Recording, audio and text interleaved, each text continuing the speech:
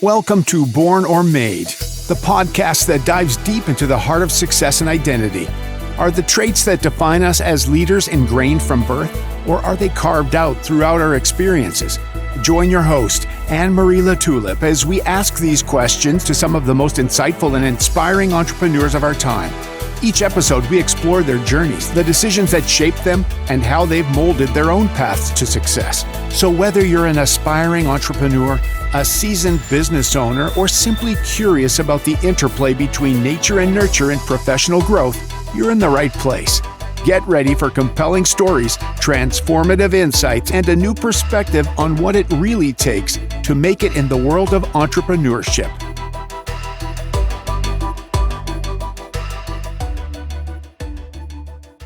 Welcome back to the Born or Made podcast. I am your host, Anne-Marie LaTulip. And with me today, I am so excited. We got a big star here with us today. This is Sandee Sgarlata, and I am so thrilled to have her here. I'm going to tell you a little bit about her. Sandee Sgarlata is a two-time award-winning author, certified life coach since 2004, professional speaker, retired U.S. national and international figure skating coach, so cool, gold medalist in ice dancing, Reiki Master Teacher, and has spent the past 20 years helping people create lasting changes in their lives. As a peak performance expert, Sandee has over 30 years of corporate experience, has owned multiple businesses, and is known for her authenticity in leading and motivating teams. Sandee, welcome. Thank you, Anne-Marie. I am so thrilled to be here. I'm so happy to have you here too. You've done some really, really cool things, but I got to tell you, the ice skating, that's the coolest. I always wanted to be an ice skater, and I never took lessons until I was in my 20s, and then it was too late. That's so funny you say that because, I've been in this game a long time, and I never really talked about it. And then I would just mention, they're like, wait, stop. You're a figure skater? And I'm like, yeah, it's just, isn't that funny? What it is. Isn't that funny? Because it's so funny that you say that, because I had a similar experience. I'm having a similar experience as I'm, interviewing people and kind of getting my name out there, that I used to travel with Sesame Street Live as that's so cool. Like, to me, it was like, whatever. I did it for like 12 years. I was Elmo, like. You're Elmo? Oh my God, but it's the same thing. Like, to me, the ice skating is like, oh my God, that is so cool. And then to me, the Sesame Street, it's like, whatever. Yeah. But other people, I guess we don't count. What's the word I'm looking for? We don't see how cool what we do is. What we do ourselves. Because we're just doing it, and I'm a podcaster. Yeah. And my microphone has just switched. I wonder why. Sorry, folks. Yeah, no worries. A little. Take your time. Yeah, there it is. Okay, there it is. Yep, coming in loud and clear. But like, I'm a podcaster. Yeah. And I left my corporate job about a year ago, and people are like, "You're leaving your corporate job to podcast full time?" And I'm like, well, it kind of is an industry, like it kind of is a thing. Yeah. And I think it's so cool. And a lot of people are like, oh yeah, she just has some podcasts, like, whatever. But it is. And podcasting is awesome. I love it. It. It's so funny. I always thought that podcasting was, I have to come on and talk for a half an hour myself.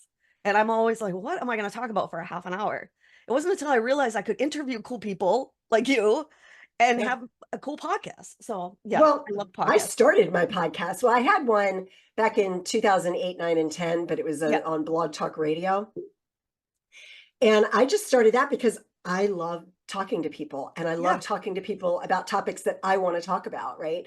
Yeah. So when I launched my second book in February of 2021, I was working with some business coaches, and they were like, you need to start a podcast. I'm like, okay, because for selfish reasons. I mean, yes, I want to bring the message out to the world, and I want to help elevate humanity, right? And however that looks like. But selfishly, I just like to talk to people. Yeah. And talk about these and have these conversations. And a lot of people in my world, in my sphere, they don't really want to talk about it. I'm like, okay. That is spot on the reason why I did this. So I couldn't Yeah. agree with you more. And this is awesome. An awesome start to this conversation. So, all right. So back to the figure skating thing. I have to know. Mhm. So I'm guessing that was something that you did at a very young age. The Yes. figure skate, right? Right when you were a baby, or I what? was, I mean, I was put on the ice. I don't even remember I was that young, so I don't remember I was probably like 3 or 4. My brothers all played ice hockey and my father coached it, and I wanted to play ice hockey. But this was in the 70s, and girls weren't allowed to play ice hockey in the 70s. No. Now Well, they there have their was own league. one. Yeah. There was one woman who was she was a goalie.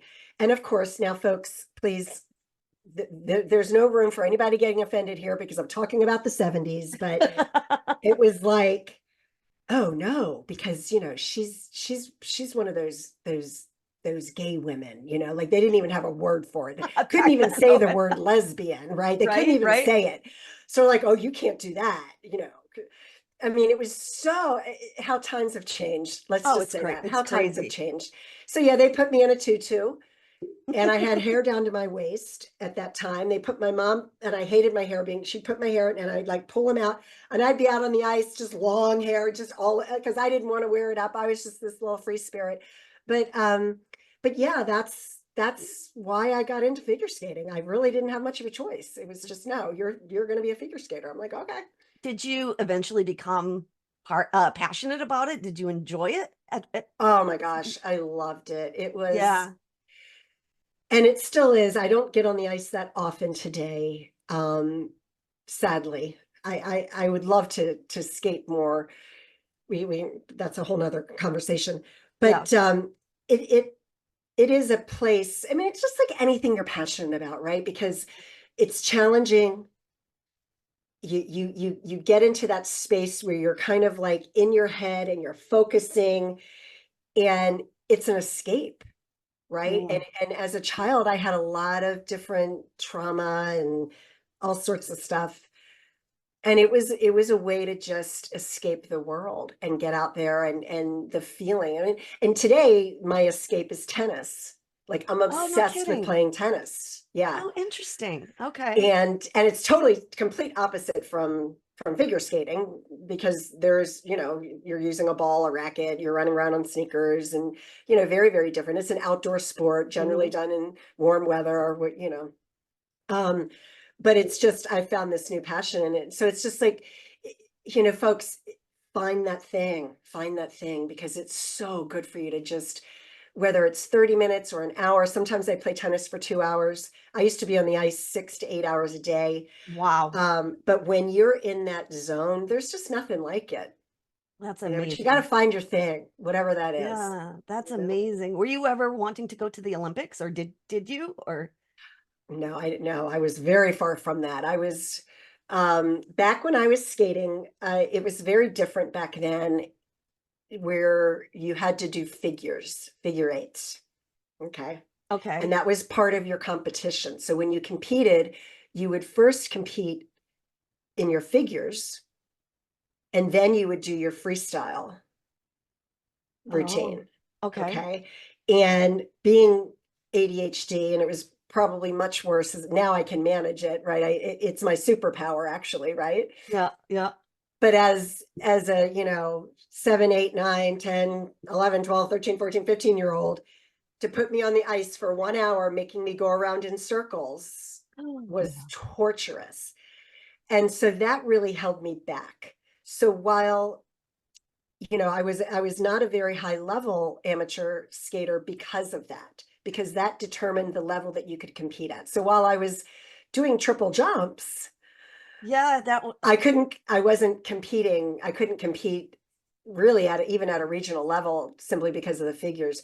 They've been removed, that they stopped doing those. I don't know the year, but it's been a very, very, very long time since they've been competing in figures. And it makes sense, because anybody with a good pair of skates can go around a circle, and you can perfect that, right? The more you do yeah. it, you can perfect it.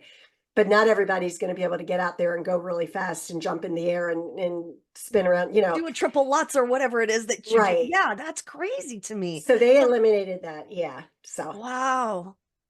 Well, you still became a champion, right? It says in your bio, so that's amazing. And well, yes, I mean, I was, I ended up coaching skating and was very okay. fortunate as a coach. I had one student who I took from rental skates all the way up to his first US Nationals and his first international competition, Oh, where that's he so got a cool. gold medal. And that was just so rewarding. I had one other student that I took to another international competition. But the thing is that, and why I love what I do today as a peak performance expert is Mhm. because my success as a skating coach was all up here. And Interesting. Yeah. so that's why I ended up going into life coaching. And I ended up walking away from the sport of figure skating. I don't know that it's the same way today, but back then, and it could have been circumstantial. It could have just been at the ice rink that I was teaching at, but it was a little bit of a toxic environment that I needed to step away from. Got it. Got it. Yeah, I needed to, it was not a healthy environment for me at that time in my life. And so I decided to retire, and my son was very young and I wanted to be home with him.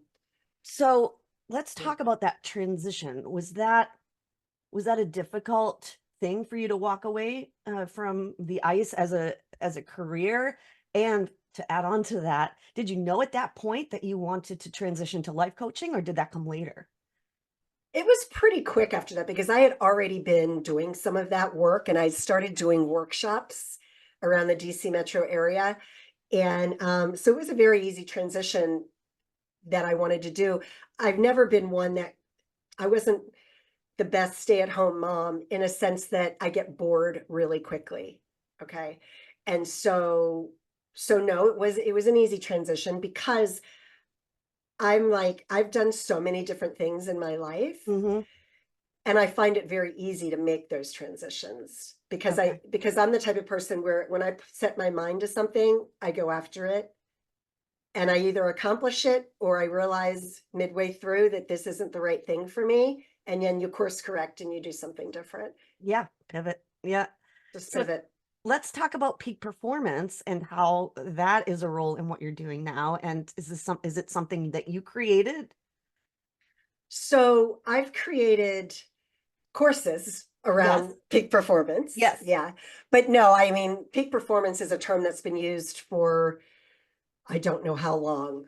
But it it was just a title that I like because I feel like it embodies everything. It works with athletes and it works with entrepreneurs because I work with both Oh, do athletes and you? Oh, entrepreneurs. still, okay, okay. Yeah. So it works with both because at the end of the day, it's your performance. It's right. You're performing at your peak, no matter what it is that you're doing. I mean, you can be a stay-at-home mom and which is an admirable profession that, I didn't like doing Mhm. because it's just not, I'm not this, Susie homemaker type, I'm the high achiever, Yeah. Yeah, I what's can the relate. next thing I can start and this and that and doing crafts and stuff like that wasn't really, and that's just not my thing. And if it is, that's great. And you can perform at your peak. And I had, some of my closest girlfriends, I remember taking my son over to a play date and she's got all these crafts laid out. And I was like, oh boy, I really suck as a mom. Right. 'Cause I was like, that is just not my alley. Instead, my son now was raised by a life coach. So he's got a lot of those same qualities that I've instilled That's in him. interesting. So let me ask Yeah. you something. When you say, operating at your peak, do you mean mentally or physically, or do they both play together? They play together. Yeah. Yeah, it's the And mind, body, spirit. It's the whole thing. and can you talk a little bit about how you help people, maybe that might be struggling in one area and not the other, how you help people to bring those two together? Yeah, so it all starts with your consciousness, okay? Between the ears. It all starts between the ears. And well, while people may be thinking that, I'll use tennis as an example, they need to work harder on their serve because they're double faulting, they're not Yep. getting their serves in. And while there's technique that is definitely plays a role in that, especially as you're learning, but when you get to the high levels, right now, tennis is on 11, there's tournaments 11 months out of the year, and I watch them pretty much every single day. There's something on the tennis channel that you can watch. And when I'm watching these professional tennis players and I see them struggling with something they're doing, it has nothing to do with, there may be some tweaking that you could do with, strategy, this and that, but it all comes down to up here. It's all the consciousness between your ears 100% of the time. Interesting. So you think it's like a limiting mindset that prevents you from... Yeah, or it could be, they miss their first serve, because I'm still on the tennis example. Yeah, they miss sure. their first serve and they start to, oh no, I only have one more chance, so I'm going to lose the point, right? And so they have to learn how to self-regulate in the moment so that isn't getting in their way, because they know what to do, right? Like when you're at that level, you know how to serve, you know how to throw the ball up, you know exactly what it is that you need to do. It's just up here. And when I'm playing, and I'm a peak performance expert, and I struggle with the same things that right? Yeah. Because we're human. And so it's it's a practice like anything else. Your mindset, your consciousness is a practice. Yep. And that's so interesting too, because even in musical theater, which, it was my background other than the Sesame Street thing, it's the same thing when and I call it, I'm in my head. I got to get out of my head. That's right. kind of the same exact thing. It's like, oh, that song sounded like crap. And then the next song, it's just a runaway train if you can't get it under control, right? Would you agree? That's right. That's Yeah. right. Completely. Yeah. And it just takes, the thing is that people know this on a lot of levels. They know that they're in control of their thoughts. And yet so often we let that stinking thinking, or whatever you want to call it, come in. And just as it comes in, you can get rid of it just as quickly if you take the time, right? It's just pausing. That's all, folks. It's all you got to do is just take 2 seconds to pause and stop and say, okay, wait a second. What was that thought? Right? Because, you were talked about limiting beliefs earlier. Yeah. Limiting beliefs come through more than most thoughts. I would, it's probably dependent on the person, but for me, limiting beliefs. I think most. I think most. I know. I just don't like to assume, because yeah. But we're human, and we have to accept that. And until the day I die, like it or not, you've got consciousness and you have ego. And 9 times out of 10, our brains are going to go towards the ego, because that's fear, right? Consciousness is love, ego is fear. And fear is in our DNA, and it's in there for a reason, right? Because a couple thousand years ago, we were running from lions, tigers, and bears. Right. We were trying to kill for our dinner, and we needed that, served us. And it still serves us to a large extent today. It's just, you have to be discerning, and you have to pay attention and just say, wait a second. Okay, is that true? No, it's not true. Okay, that's fear. Recognize that it's fear. And then you just, like I always say, I tell fear, just get in the back seat, because I'm driving, and you're not going to be a backseat driver anymore. I love that analogy. Get in the back seat, because I'm driving. And you are not going to have control over me today. Yeah. What's that acronym? Fear, false evidence appearing real. Yep. I love that. But yeah, it's interesting you mentioned the consciousness and the ego, because I read a statistic about how many thoughts a day the average person has. And maybe the number, I can't remember. I do, because I talk about it all the time. Okay. Okay. There's a lot of different schools of thought, but let's just use the number 80,000 is around the average of 80,000 thoughts that we have per day. Okay. And of that 80,000, yeah, go ahead, finish, please.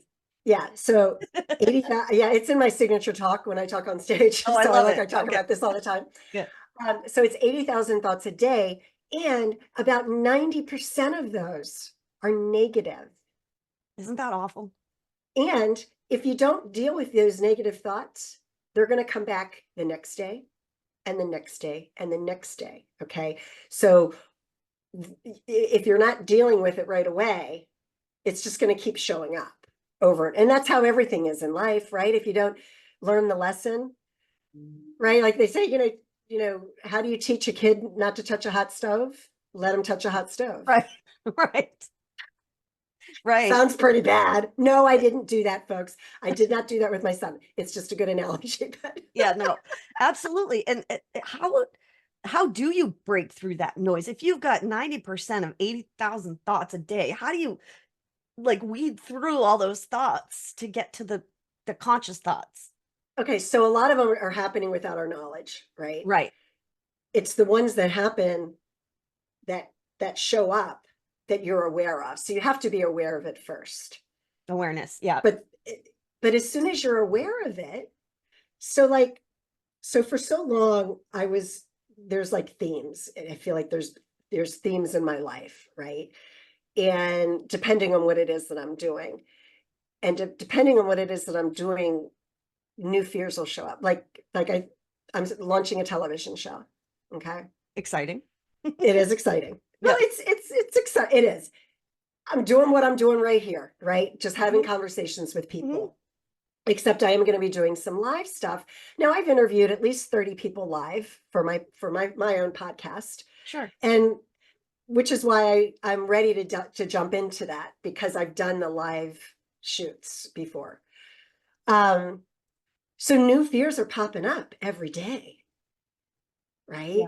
Oh yeah, I can Because imagine. I'm going into uncharted territory. Oh, and by the way, my videographer who's supposed to come with me next week to shoot is not available. So now I got to find another one. So right? And so you just have to become aware, take that pause, and we're talking 2 seconds. Just take 2 seconds. Yeah. Is it true? No. Can I control this? If I can control it, then don't worry about it because I have control over it. If I can't control it, don't worry about it because I don't have control over it. So it's just a dialogue in your mind that literally you can resolve in 20 seconds. Yeah. And then it's going to show up again and you do it again. And the more you do it, probably the more recognizable those thoughts are. Yeah. Yeah. Not only are they recognized, but you're resolving it. Okay. I'm not just releasing it. I'm not just letting it go. All right. Because those are big buzzwords. Just let it go, release, whatever. Yeah. No. Because it's good. You let it go, it's going to come back. You have to resolve it. And by resolving it, it's in that 20 seconds that I just mentioned, you're reprogramming your mind is what you're doing. So I always say, is it worth it to you? Do you want to have a nice, clean consciousness? Do you want to feel good every day? Do you want to, live that life that we all desire? Is it worth it to spend 20 seconds, maybe 5 or 6 times a day? Is that worth it to you? I think so. Oh yeah. It's a no-brainer, and yet nobody wants to practice it. Yeah. Maybe because it seems like work or overwhelming, but it's just something so simple. It's something so simple, and it's not always easy. Yeah. Right? Because I would imagine you'd have to do it a few times to really resolve and reprogram, right? Yeah, you do. Yeah. You do. And you can do it. You can absolutely do that. It's the, if you're struggling with self-love, stand in front of the mirror naked and tell yourself you love you. Say, I love you. Wow. See how many people can actually do that. That's tough. It is tough. That would be tough for a lot of people. It's very tough. But, if you want to love another and you want to be lovable, you have to love yourself. And that, that's so true. And I've heard that since I was little. My mom used to say that, nobody's ever, or you can't ever fully love someone unless you love yourself. Right. Is that how it goes or something like that? But that's so true. Yeah, it's such fascinating stuff. And it must be such a privilege to help people through that kind of transformation, you know, with their thoughts and their mindset. I think that must be so, especially in business, probably sports too, but I don't know much about athletes. So Yeah. And well, here's the thing. It's just most people, they don't always want to admit that they need. And yeah. so they come to me for one thing, and I deliver that, and they get this thing that they came to me for. Oh, and by the way, we worked on your mindset, and now that's improved as well. Yeah. And they didn't even realize it probably in the process, right? Or they didn't realize that you know, they're faulty. I don't want to use the word faulty. They have blocks. They have blocks. Yeah. It's just blocks. Yeah. And those blocks are stopping you from making money. Those blocks are stopping you from having healthy relationships. Those blocks are stopping you from having the body that you desire.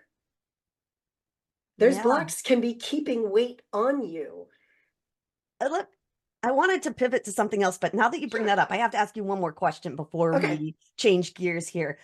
Where do you think in all of what we're talking about, self-sabotage comes in? Do you think that that's part of the limiting beliefs? Because I think self-sabotage is a huge, real thing that a lot of people struggle with. It's huge. Yeah. It's a part of everything. It's like you're just about to do, you know, something really, you're on the edge of greatness, and then, you know, self-sabotage kicks in. Nope, you don't deserve that, or you can't be great, you know, that kind of thing. Yeah. I'd love for you to speak to that a little bit.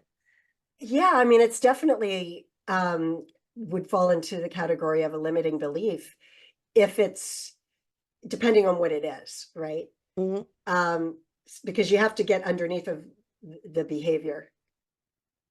So what are you escaping from? What do you believe is true that isn't true? A lot of time, and everything, folks, comes back to childhood trauma. It all goes back to childhood trauma. Yeah, unfortunately, when our brains were being programmed. Yeah, right? And you don't escape it, unfortunately, you know. So you would say that anyone who had, and trauma is, you know, what could be trauma to one person? Or I guess, let me just say this a different way. Someone might not think that their trauma was trauma, but if it affected them in a negative way, it's still trauma, even if it doesn't seem as big of a trauma as maybe somebody else. I want to clear that up because that's important to understand. So you're saying that anyone who had some sort of a trauma and doesn't deal with it would likely have some blocks that they have to overcome. Yeah, most likely. Yeah, because what happens is, shoot, there was something that I wanted to address there that you just said, and it just escaped me. I was saying that trauma comes in different forms for different people. Thank you. Yeah. Thank you. Yeah. So I talk about whether it's trauma or pain. Be careful to compare yourself to others. Yep. All right. Yep. Because we compare ourselves to others. Oh, I wish I looked that way, or whatever, right? Because you see somebody that is doing something that you would like you look up to that person or whatnot. And then, you know, they're hard on themselves because they're not there or whatever. But people also compare traumas. And I did that for a very, very long time. So my brother died very tragically 2 weeks before I turned 13. Oh my goodness. Older brother, or? He was my older brother. Yeah. Okay. He was 19 and he was in the Army. Oh, wow. And so that just changed the trajectory of my life, my parents, my siblings, you know, the whole thing. And so I would really minimize that. And I knew that I had, and I'm about to do it again, I have a form of PTSD, is what I would say, because I couldn't own real PTSD. In my mind was reserved only for those that have served our country and are fought in Iraq and Vietnam. And that's, you know, so I'd be like, I would minimize my own pain because it was like, well, it's not as bad as yours. But here's the deal. Whether I was, you know, in a war or lost my brother, that's a major trauma because I'd never experienced it before. Sure. Yeah. And so if it's the first time you're experiencing any type of pain, whether it's a 15-year-old whose boyfriend broke up with her, girlfriend, whatever, Yeah. and they're devastated, that's real for that person. And we may look at it, oh, honey, it's just the first of many breakups. And Yeah, right, you can say sure. all those things. But to that 15-year-old, it is the worst thing that has ever happened. Now, is she going to get over it? Absolutely. Will it be easier to get over than what I went through? Absolutely, right? But you can't, when they're in the moment, you can't compare because it's unique to each individual. So I just wanted to add on to Yeah, what that's yeah. such an important point. And it leads me to another thing is just remembering when you said the first time that you experience pain when you're young. I mean, that is traumatic. It really is traumatic. I never really thought about it that way. The first Yeah. time you experience sorrow, Something. pain. Yeah. It's God. Yeah, I can remember. I can remember. Right? I mean, for me, the first time for me was being bullied in school. And I remember coming home from school, like just sobbing, not wanting to go to school, and that Yep. feeling of just dread and like never having experienced it before. Absolutely trauma. Yes. So I'm so glad we're talking about this because I'm sure a lot of people can relate and are benefiting from hearing this. So Yeah. And, the thing is that having gone through, now my biological father died when I was 18 months old, but I don't remember it in sure. my conscious brain, but Right. it's there. So I already had that. And then my brother dies. So needless to say, when somebody passes on, while I'm very saddened by it, I've experienced so much of it in my life that I don't want to say I'm numb to it by any means. Sure. Right? Yeah. But it definitely, definitely has it, I see things a little bit differently than most Yeah. when it comes to that. And I think that's not that what you went through was, beneficial at all, but I think that that's a good thing that you have that ability to kind of get through it a little bit easier than most because, yeah, it's Well, tough. what ends up happening is I tend to be the person that holds space for others Yeah. when they're going through something. Yeah. Yep. You know what I Interesting. mean? Yeah. All right. Yeah. Well, let's pivot now after that was a great deep Okay. conversation. Well, let's pivot a little bit. So the name of the show, my podcast, is Born or Made, with the idea being, are we born with this entrepreneurial mind that doesn't allow us to, be quote normal in our generation, or does it happen over time? So I want to ask you this question because you spent some time in the corporate world. Mhm. Yes. So would you say that you had that entrepreneurial spirit as a young person, or were you too busy skating to know? Oh no, I had it. Okay, so when I was 13 or 14 years old, it was probably even before that. My younger brother is 7 years younger than me, and on Okay. Friday and Saturday nights, I had to babysit him both nights. Oh Okay, dear. so that really interfered with my Your social social, calendar? and so I started teaching skating lessons to the girl down the street, and she would pay me, and I would take half of that money. Um, you know, what was it? No, it was the girl down. Yeah, I would teach the girl down the street. I would take half of that of what she paid me, and I would pay a babysitter to watch my little brother. Brilliant. Did your Because parents I know was like, you were okay, doing? yeah, my parents knew, but they're fine. They're like, fine, then you have to pay for it. I'm like, okay. Oh my So I God, that's started awesome. teaching skating at a very young age, and Wow. now little did I know, that was against the rules of the United States Figure Skating Association, but I Oh, no didn't know as kidding. a kid. Is No, it you're not really? allowed. Oh, so you have to be like an approved coach to teach? Is it something like that? Well, you cannot be a competitive skater and then coach skating.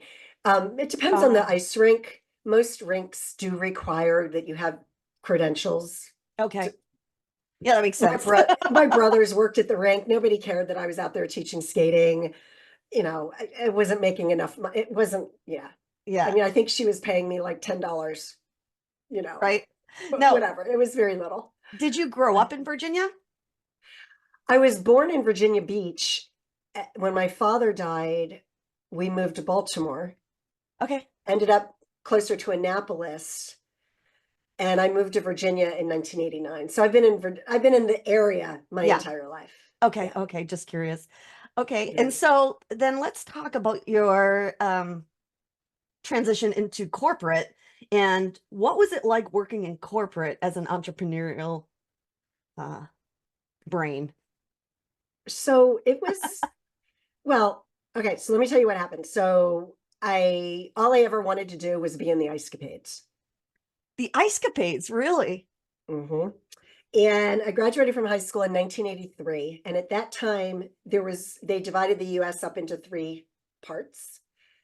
And I didn't know this, but I made it into the Ice Capades. 2 weeks after I graduated from high school, I get a letter saying, "Congratulations, you're on a waiting list."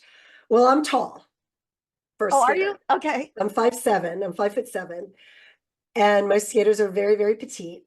So I would have been that person in the middle, just standing around on the pinwheel, right? Because they probably only needed one. So that's pretty much would have been my role. And so I never went into the Ice Capades. I never heard from them again.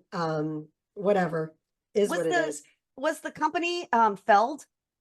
Yeah, it's Feld Entertainment. Yeah. Yeah. Okay. Because Which is funny because I know like 4 people now that work at Feld or worked at Feld. So now I yeah, know, but it's at the funny. Just time, really interesting side note here, because my Sesame Street Live company was V Corporation, and they're based out of Minnesota, and a lot of those people, like my company managers and stuff, used to work for the Ice Capades for Feld. So that's funny. yeah. So I don't know if you know some of the same people. This was a long time ago, but anyway, I think it's funny. That is funny. Yeah. So Yeah. go ahead. Go ahead. I'm sorry. Yeah. So all of my friends were going to college. Well, I never even considered college. It just wasn't even in my realm of reality just because Yeah. I didn't want to do it. So I enrolled in a fashion institute, was looking through a magazine, right? Enrolled in a fashion institute in the back of a magazine. Did you have fashion experience No, or? no, I was Oh, like, oh, that sounds fun. yeah. Fashion. Yeah. And my sister lived in Florida at the time. And so I ended up going to their location in Fort Lauderdale, Florida, which is not a good place to be for a 17-year-old because I was a young high school graduate. So I'm in Fort Lauderdale, Florida at 17. Oh dear. Ended up on the beach all day, dropped out, came back and started working. When I was in high school, I asked my stepfather, I call him my dad. He raised me since I was Yeah. 3. I said, what courses should I take in high school? He says, take all the secretarial classes you Oh, can. jeez. So I took shorthand typing, business accounting. Like I took all those classes. And so it worked out well because I ended up coming to Washington, D.C., became a legal secretary, switched, had a few different jobs, but then I started working with an engineering consulting firm, and it was a startup. And that's when the entrepreneurial bug really got me because they handed me a checkbook. I'm like, what do you want me to do with this? So I took some accounting classes at the community college, so I knew how to do their books. And I was with them for 4.5 years. I was their third employee. And when I left, they had about 35 people. Now they're about 500 all these years later. But Wow. that's when I got that entrepreneurial bug because I got to see everything from, getting office furniture, just the whole thing. And then what ended up happening was they opened up an ice rink near me and I started coaching skating. And in January, February in 1994, that was when Tanya Harding tried to take out Nancy Kerrigan. Yeah. And so I immediately had like 50 little boys and girls that wanted to be figure skaters. And that's when I started coaching full time, and I quit my job and started coaching skating. And while I was skating, a few years into it, my younger brother was in recruiting. He had graduated college and was in recruiting in New York City, and he got me to start an IT recruiting company. I'm like, okay. So I was coaching skating, had an IT recruiting company. And so, yeah, so The rest is that's kind history. of, yeah. Yeah. I love that. Now, so you're an author, Yes. multi best-selling author, is that correct? Yes. Okay. I'd love to talk a little bit about that, but you've also been on a lot of TV spots, news stations, things like that. Now, was that all because of your book, or was it your Mhm. podcast, or both? It was both. It was both. So I'm heavily into media now, and that's been a transition that I never really saw coming. Right. I launched the podcast because I was like, oh, this is fun, right? I get to talk to Yeah. people. But I've mentored with some of the best people out there in the industry. And so now I'm able to take my clients through that journey, no matter what it is that they're doing.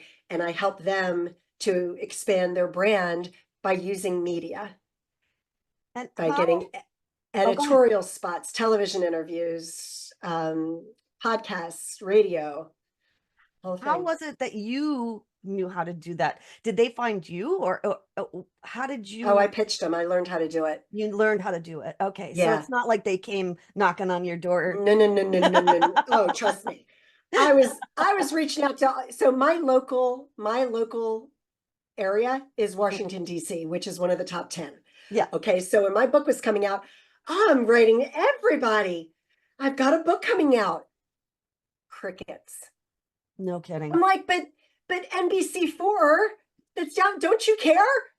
I'm Sandee Sgarlata. I just wrote a book. Have me on. Like, don't you care? Like, they don't care. What was first up? What was your book about? What tell everybody the name in your book. What So the first book is where I won 2 book awards as a novel.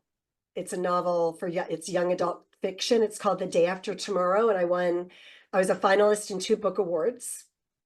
Um, that was supposed to be a series of 5 books. The second book is finished and was never published, and that was finished in 2010. oh, So I've put my publisher went out of business. So I've put the 2 books together, and one of these days I'm going to finish it and make it more relevant for today, because they were done in 2000. I started writing the book series in 2007. So that's a project that'll be coming back out.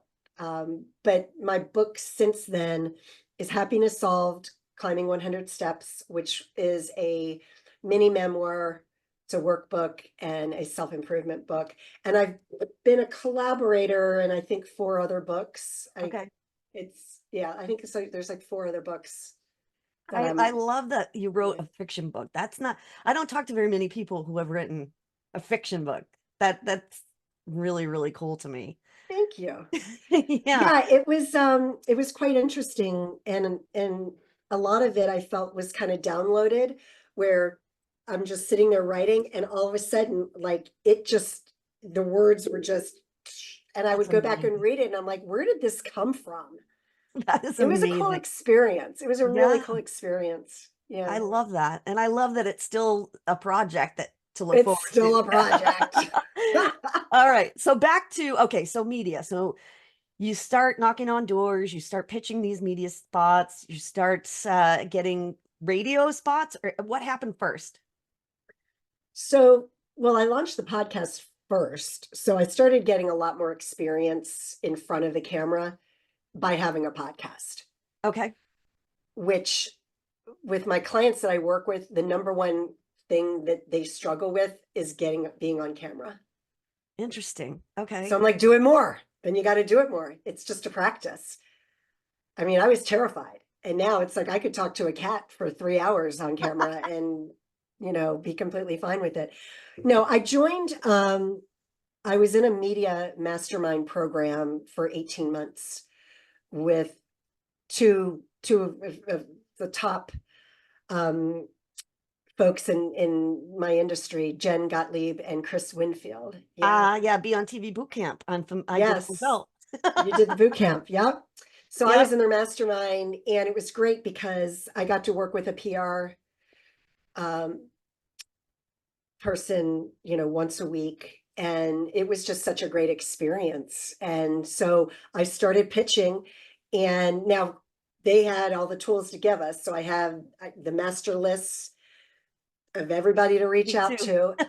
And I just started pitching. So what I did, the mistake I made when my Happiness Solved book was released, was I was going at my local media, Well, you want local media, but you don't want to go to local media that happens to be in the top 10 in the United Oh, yeah, States. that makes sense. Yeah. So I started going to, like, some people think still to this day, they think I'm in Phoenix because I was on Good Morning Arizona twice. Oh, wow. And they're like, "Oh, you're in Phoenix too." I'm like, "No, but you were." I'm like, "Yeah, I was on the local broadcast." So you have to go to local markets. You have to go to smaller markets first and get on those. And then I got a national placement with Cheddar. Mhm. And I stopped pitching the media just for various reasons. A lot of various reasons that are irrelevant. It's very different. I prefer podcast interviews because it's long form and we're just having a conversation. When you're on live television, it's a little nerve-wracking, and it's just, It's you've got to be quick, on. right? Yep. It's quick. So You got to be sharp. You got to, you know. what were you pitching them at that time? Was it your book? No, so basically the way you pitch the media is you kind of want to do the work for them. Okay. So for example, I had a pitch when I got on Cheddar News, and I sent the pitch out toward the end of the year, and it was 5 tips to stop abandoning your New Year's resolutions, Oh, cool. Okay. and I was on Cheddar News at noon, right after the closing bell on Wall Street. I was on right after that, talking about how to stop abandoning your goals, because everybody does it. That is so cool. Basically, I did the work for them. In the pitch, I had a hyperlink to a Forbes article that gave the statistics that I was pitching. 80%, it was like 80% of people give up on their New Year's goals by mid-February. Yep. Oh, I love that. That's so cool. So you do the work for the producer, and I have the tips. And by the time I showed up, they had screens, they had shots of my statistics. They had what I was going to talk about. They had my tips up on screen. So I would just go through the tips, and they already, so you do the work for the producer. Interesting. And you give them everything, and they're like, "Perfect. Let's get this person on." And then that's the segment that that I've done all the work for them. That's such great advice. You guys listening? Right? That's such great advice. Yeah. Thank you, Sandee. That's what you do. You coach people, not only life coach, but you coach people getting into the media and things like that. So yeah, exploiting their brand, getting their social presence out there, the social proof. People want to be seen and heard. They need social proof to expand their brand. gotcha. And that's what I walk them through that journey. But before we get there, or while we're there, we work on the consciousness. There's work to do. Yeah. There's work to do. I love that. So tell us, what's next for you? Anything new and exciting on the horizon besides the finishing of that book? Besides the finishing of that book, yes, I'm launching Peak Performance Playbook, which exciting. is a television show and podcast that is going to be focused mostly on sports, primarily on sports. I want it to be specific to sports. Okay. And the reason I'm doing that is because I watch a lot of sports, and they always say, you hear the broadcasters say, "Oh, how important is your mindset?" Yes, mindset's really important. And then they stop. And they never go, because that's not what they're there to talk about. They're not there to talk about mindset. They're there to talk about the game or whatever. So I want to take it to a whole nother level and really dive into and interview athletes and really dive into that their consciousness. I'm replacing mindset with consciousness because it's a higher vibrating word. Because to compete at that level, you have to be in consciousness. I call it your zone of genius. So I'm launching the television show. It'll be dropped as a podcast as well.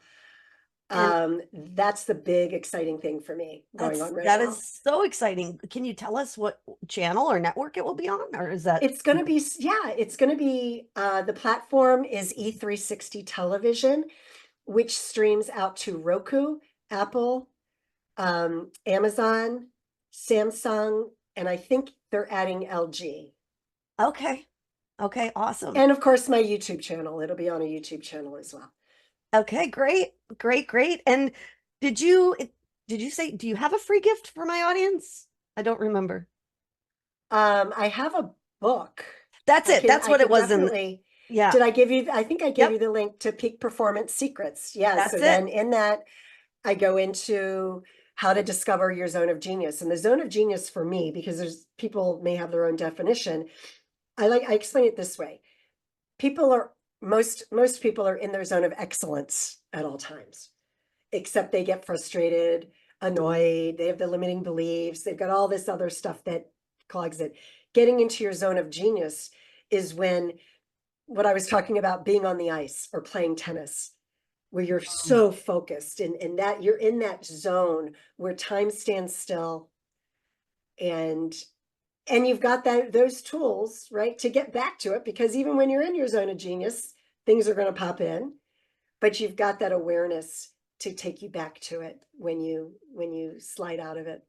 I love that. And I know exactly what you mean. Just a quick note. I'm doing my first talk from stage Nice. in September, and it's on that topic. As a matter of fact, it's actually discovering or realizing your limitations so you can discover your zone of genius. That's sort of the topic. So it's interesting Nice. that you say that. Yeah.